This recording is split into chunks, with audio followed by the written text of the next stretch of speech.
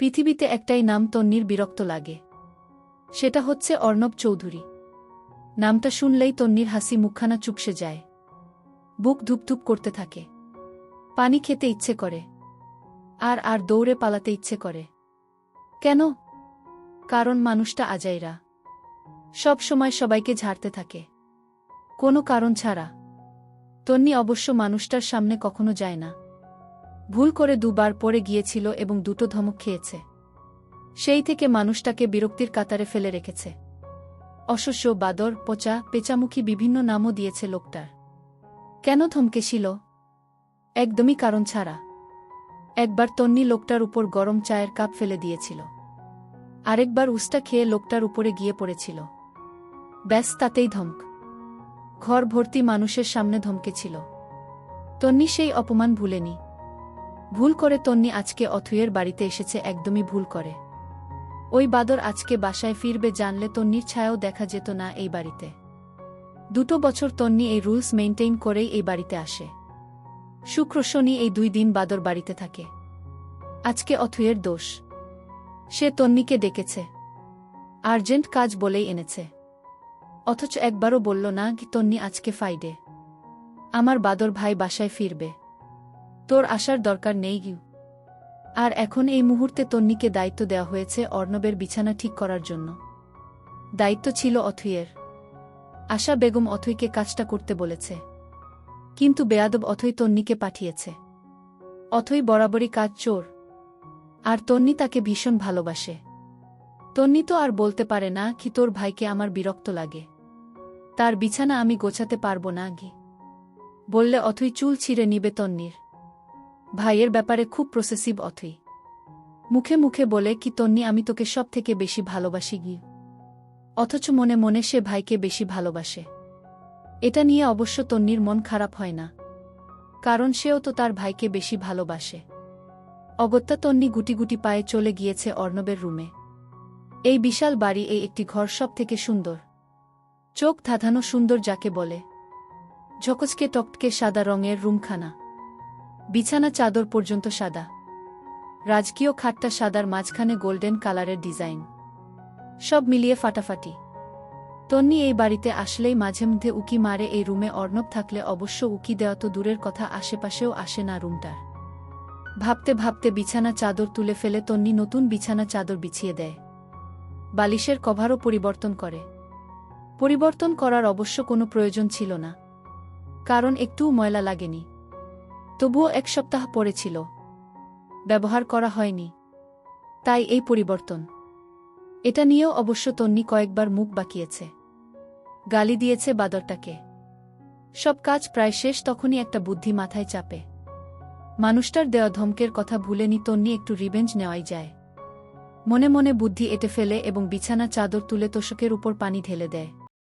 বাহ, এবার বাদর লোকটা সারা রাত ঘুমতে পারবে না। নিজেকে নিজেই বাহাবা দেয় তন্নি, কি বুদ্ধি তার। অতঃপর হাসতে হাসতে বেরিয়ে যেতে নেয় রুম থেকে।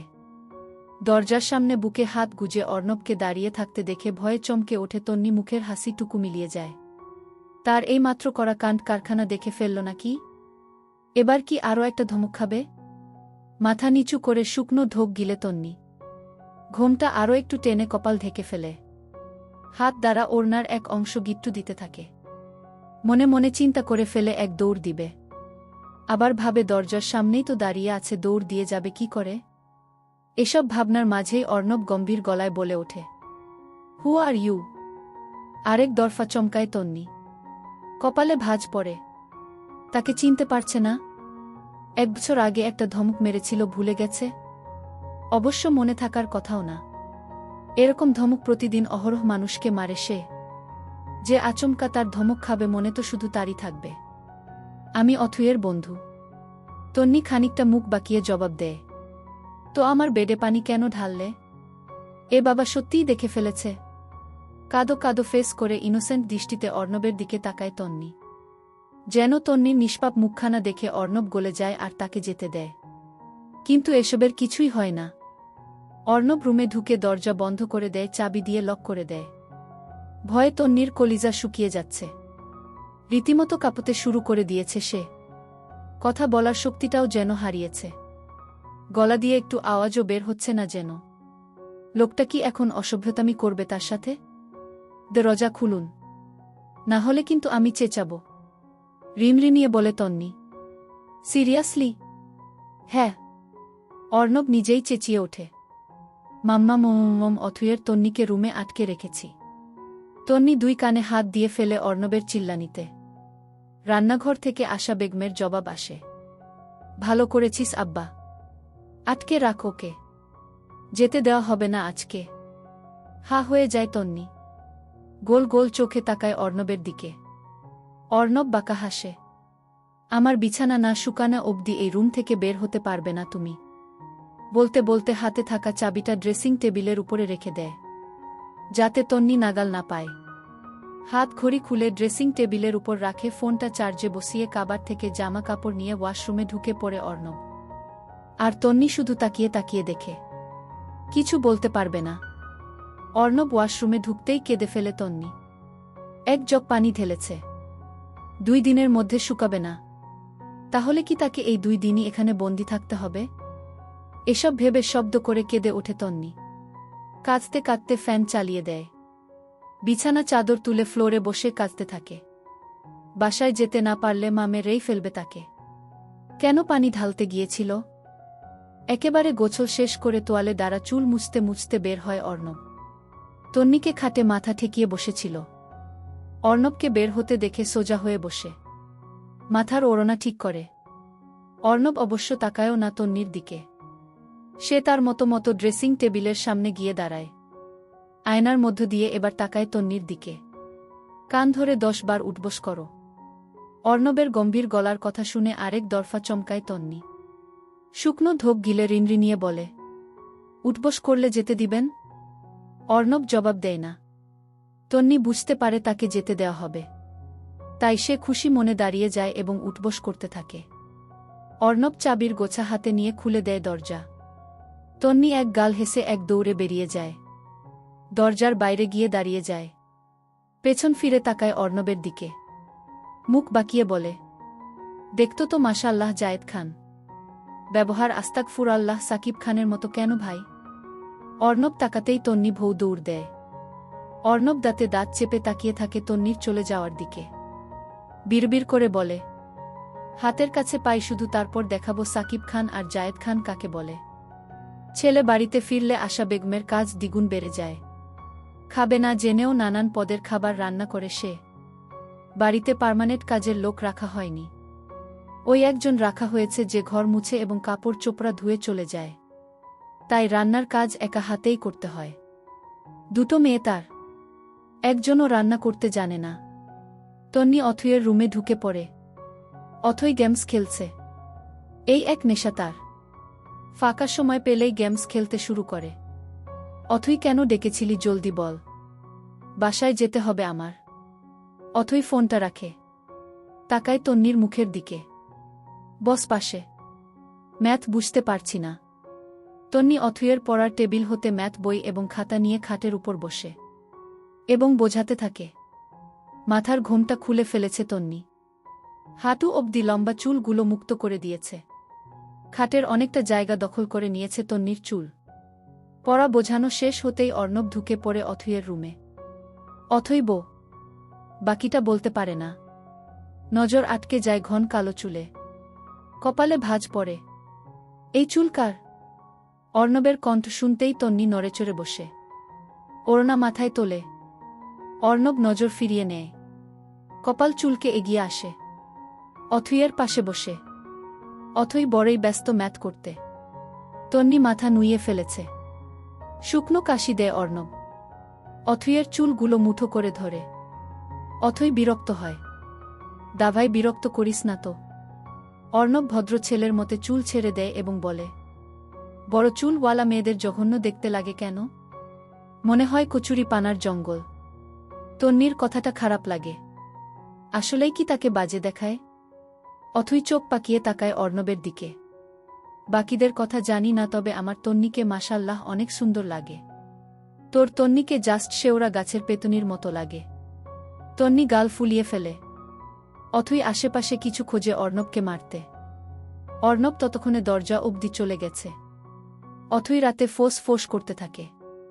তন্নি বলে, ছাড় তো, তোর ভাইয়ের পেছনে ইয়া বড় একটা লেজ আছে।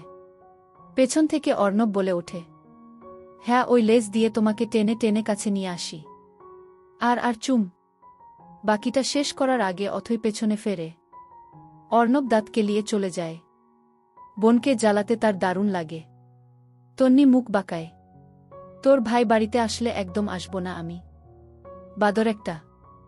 না খাইয়ে তন্নিকে একদম ছাড়বেন না আশা বেগম। তন্নি পড়েছে বেপাকে। খেতে বসে গেছে অথই, আর্থি এবং অর্ণব। পরিবেশন করছে আশা বেগম। খেতে বসলে এখন অর্ণবের মুখোমুখি বসতে হবে। লোকটার সামনে খেতে বসা একদম অসম্ভব। কিন্তু আশা বেগম কেউ না করতে পারছে না। অথই এবং আর্থিও সমানে বলে যাচ্ছে। এদিকে রাতও হয়ে যাচ্ছে। অতঃপর তন্নি বসে পড়ে অথইয়ের পাশে। অর্ণব এক মনে খেয়ে যাচ্ছেন। আশা বেগম তাকে মাছ বেছে দিচ্ছে এবং তন্নিকে খাবার বেড়ে দিচ্ছেন। তন্নি ভাত মেখে সবেই মুখে পুড়তে যাবে, তখনই আশা বেগম বলে ওঠে, আব্বা, তন্নিকে পৌঁছে দিয়ে আসবি। বেশম খায় তন্নি। এই লোকের সাথে একা গাড়িতে যাবে সে? না জানি কখন গাড়ি থেকে ধাক্কা মেরে ফেলে দেয়। ওকে মাম্মাম, তোমার কথা কি আমি ফেলতে পারি? আশা বেগম হেসে ছেলের মাথায় হাত বুলিয়ে দেয়। তন্নি শুকনো ঢোক গিলে বলে, আন্টি, আমি একাই যেতে পারব। ও মা, তাই? তুমি একা যেতে পারবে? আমরা তো জানতামই না। হাততালি দিব? হাসি মুখে বলে, ইডিয়েট। মুখে মুখে তর্ক করলে এক থাপ্পড়ে বৃন্দাবন পাঠিয়ে দিব। কি বলিস অথই? অপমানিত হয় তন্নি। মাথা নিচু করে ফেলে। মনে মনে রাগও হয়। অথই বলে, তন্নি, দাভাইয়ের সাথেই যা। আমার ভাই আধ পাগল হতে পারে কিন্তু ফুল পাগল না। জুতোটারও বোধহয় কাণ্ডজ্ঞান নেই। এই অসময়ে ছিঁড়তে হল। তন্নি অর্ণবের পেছন পেছন সবেই বেরিয়েছে বাড়ি থেকে। গেইট পেরুনোর আগেই জুতো জোড়া ছিঁড়ে গেল। যদিও তন্নি অর্ণবকে এখনও বুঝতে দেয়নি। চুপচাপ ছেঁড়া জুতো হাতে নিয়ে হাঁটছে। অর্ণব গাড়িতে গিয়ে বসে পড়ে। তন্নি ইতস্তত বোধ করছে। কোথায় বসবে? সামনে নাকি পেছনে? সামনে বসতে গেলে যদি একটা ধমক দিয়ে দেয়, তার থেকে পেছনে বসাই ভালো। তন্নি পেছনের দরজা খুলতে যায়। অর্ণব ভ্রু কুঁচকে তন্নির দিকে তাকিয়ে বলে, ওই হ্যালো, আমি তোমার ড্রাইভার না। অগত্য তন্নি দরজা বন্ধ করে সামনের দরজা খুলে বসে পড়ে। স্যান্ডেল এবার পায়ে চাবিয়েছে। অর্ণব তন্নির দিকে একটু এগিয়ে আসতেই তন্নি তাড়াহুড়ো করে সিটবেল্ট এ হাত দেয়। অর্ণব নিজের জায়গায় বসে পড়ে। বিড়বিড় করে বলে, আনরোমান্টিক গু। অতঃপর গাড়ি স্টার্ট দেয়। তন্নি এক মনে বাইরের দৃশ্য দেখে যাচ্ছে। বিরক্ত অর্ণব পাশে হ্যান্ডসাম ছেলে বসে আছে। কোথায় নজর ফিরিয়ে ফিরিয়ে তাকে দেখবে? তা না বাইরের গাছপালা দেখছে। বলি, জীবনে কি গাছপালা দেখেনি? ইডিয়েট। হঠাৎ অর্ণব গাড়ি থামিয়ে ফেলে। তন্নি চমকে ওঠে। তাকায় অর্ণবের দিকে। শুকনো ঢোক গিলে বলে, গাড়ি কি নষ্ট হয়ে গেল? কোনো ব্যাপার না, আমি একাই যেতে পারবো এইটুকু। তন্নি গাড়ি থেকে নামতে যায়। অর্ণব হাত ধরে ফেলে তন্নির। গাড়ির ভেতরের লাইট জ্বালিয়ে দেয়। তাকায় তন্নির দিকে। তন্নি মাথা নিচু করে ফেলেছে। গলায় তিল আছে তোমার? আপনা আপনি তন্নির হাতটা চলে যায় নিজের গলায়। আসলেই তন্নির গলায় একখানা তিল আছে। একদম রগের উপর, থুতনির একটু নিচে। কিন্তু এটা অর্ণব দেখল কি করে? তোমার তিলটা একটু ছুঁয়ে দেই? তন্নি কাঁপতে শুরু করে। কি জবাব দেবে? না বলবে? অবশ্যই না বলা উচিত।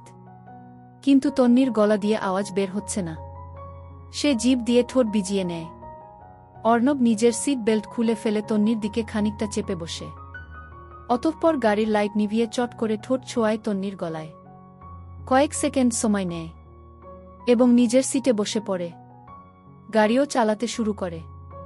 তন্নি চোখ মুখ খিচে কাচুমাচু হয়ে বসে আছে। শ্বাস নিতে যেন ভুলেই গেছে। কি হয়েছে আন্দাজ করতে হচ্ছে। সত্যিই কি কিছু হয়েছে? এই তো মনে হলো গলায় ঠান্ডা ভেজা কিছু ছুঁয়ে গেছে। শ্বাস টানো ইডিয়েট, বলে অর্ণব। তন্নি শ্বাস টানে। গলায় হাত চেপে ধরে আছে। নাক ফুলিয়ে বলতে যায়, আপনি আমাকে? হুমুম আমি তোমাকে? বাকিটা শেষ করো। তন্নি বলে না। গাল ফুলিয়ে আবারও বাইরের দিকে নজর দেয়। বাঁকা হাসে অর্ণব। তোমার তিলটা নস্টালজিক বানিয়ে দেয় আমায়। বাই দ্য ওয়ে কখনো যেন মাথা থেকে ওড়না না সরে। তন্নি কথা বলে না। অর্ণব কিছু একটা চিন্তা করে আবারও গাড়ি থামিয়ে ফেলে। তন্নি নাক মুখ কুঁচকে তাকায় অর্ণবের দিকে। দেখুন। অর্ণব গালে হাত দিয়ে তন্নির দিকে তাকিয়ে বলে, দেখাও। তন্নি ফোর্স করে শ্বাস টেনে চুপ করে যায়। নেক্সট ওয়েকে এসে দেখব। আপাতত বলে আমি বেশি সুন্দর নাকি সাকিব খান বেশি সুন্দর? কপালে ভাঁজ ফেলে অর্ণবের দিকে তাকায় তন্নি। রাত বাজে 9:30। একটু পরেই 1:00টা বেজে যাবে। আর এই লোকটা মাঝ রাস্তায় গাড়ি থামিয়ে বিচার করছে কে বেশি সুন্দর। আমি সাকিব খানকে চিনি না। আর আপনাকেও দেখিনি। তাই বলতে পারলাম না। গাল ফুলিয়ে জবাব দেয় তন্নি। অর্ণব পকেট থেকে ফোন বের করে। সাকিব খানের একটা পিকচার বের করে তন্নির সামনে ধরে। এটা সাকিব খান। অতঃপর নিজের একটা পিকচার দেখিয়ে বলে, এটা আমি। তন্নি বলে, আপনি বেশি সুন্দর। এবার দয়া করে আমাকে দিয়ে আসুন। মা আজকে আমাকে মেরেই ফেলবে। মুখ বাঁকায় অর্ণব। আমার হাত শক্ত করে ধরে রাখলে যাব। না হলে এখানেই রাতটা কাটিয়ে দিব। বলতে বলতে তন্নি ছোট হাতখানা নিজের হাতের মুঠোয় নেয় অর্ণব। তন্নির ছোট ছোট আঙুলের ভাঁজে নিজের আঙুল গলিয়ে দেয়। তন্নি কিছু বলে না। রাস্তা খুব বেশি না হওয়াতে চলে আসে তন্নিদের বাড়ির সামনে। গাড়ি থামিয়েছে কিন্তু তন্নির হাত ছাড়ছে না অর্ণব। স্কুলে কোনো ছেলের সাথে কথা বলতে দেখলে ছেলেটাকে খুন করব আমি। আর তোমার সাথে বিয়ে ছাড়াই বাসর করব। বাসর বুঝো তো? না বুঝলে গুগলে সার্চ দিয়ে জেনে নিও। তন্নি মাথা নাড়িয়ে সম্মতি দেয়। তোমার ছোট্ট মাথায় কথাগুলো ঢুকিয়ে দিয়ে। বলতে বলতে আবারও ঠোঁট ছোঁয়ায় তন্নির গলায় তিলটার উপর। এবার হালকা করে নয়, খানিকটা সময় নিয়ে গভীরভাবে। অতঃপর হাত ছেড়ে দেয়। তন্নি যেন এটারই অপেক্ষায় ছিল। এক লাফে নেমে যায় এবং এক দৌড়ে বাড়ির ভেতর ঢুকে যায়। অর্ণব তন্নির যাওয়ার দিকে তাকিয়ে বিড়বিড় করে বলে, মায়াবতী বড় হওয়ার সুযোগ দিতে পারব না আমি। খুব তাড়াতাড়ি বিয়ে করে নিব। বিয়ের পর দুজন একসাথে বড় হব।